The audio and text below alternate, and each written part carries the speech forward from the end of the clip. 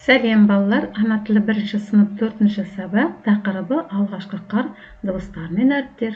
Оқу түрлерін буындап оқу, тұтас оқу, мәнерлеп оқу, түсініп оқуды қолданатын. Алғашқы қар дегеніміз күздің соңында немесе қыстың басында, жылдың суық мезгілінде жерге алғаш рет түсетін қар. Алғашқы қар түскенде әлем ақ түске боялып, ерекше атмосфера орнайды. Балалар үшін қуаныш, ойын сауық басталатын мезгіл.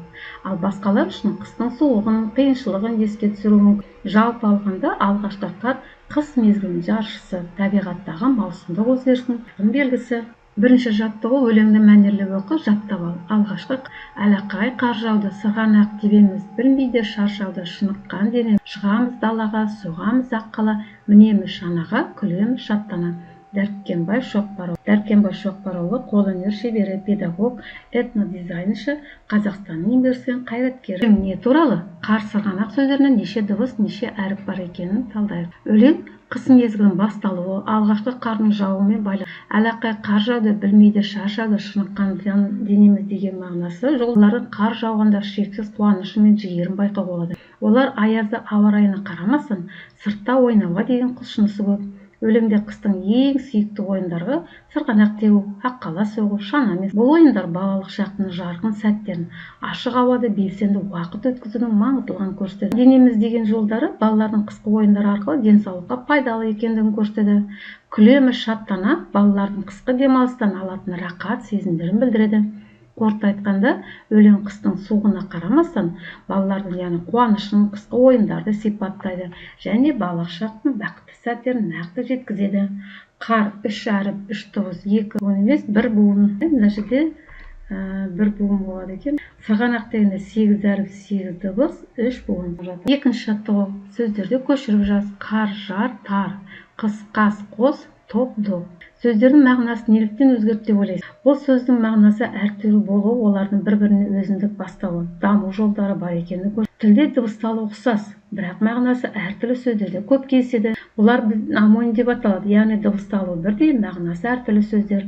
Ал берілген сөздер омоним емес, бірақ дыбыстық айырмашылықтар бар. Олардың әртүрлігі тілдің байлығын көрсетеді. Мысалы, қар жауын шашын түрі, жар өзеннің, көлдің немесе биік жердің шеті, қар кең емес, қыс мезгіл, қас қасың, жауың немесе қабақтың астыңғы жағы. Қос екеу деген мағына, қосу деген топ бірнеше адамның жиынтығы немесе заттың. Доп спортта қолданатын шар пішінді зат. Сонымен қатар бұл сөздер әртүрлі түбірден де шыққан деп айтуға болады. Үшінші жаттығу бос орындарға дауысты дыбыстарды қойып сөздер құрап жаз. Мысалы, өздеріңді балалар құрастыруға болады, мүмкін бірнеше сөздер болатын шығар. Біз енді бірінші сөзге гүл, топ, дөп дедік.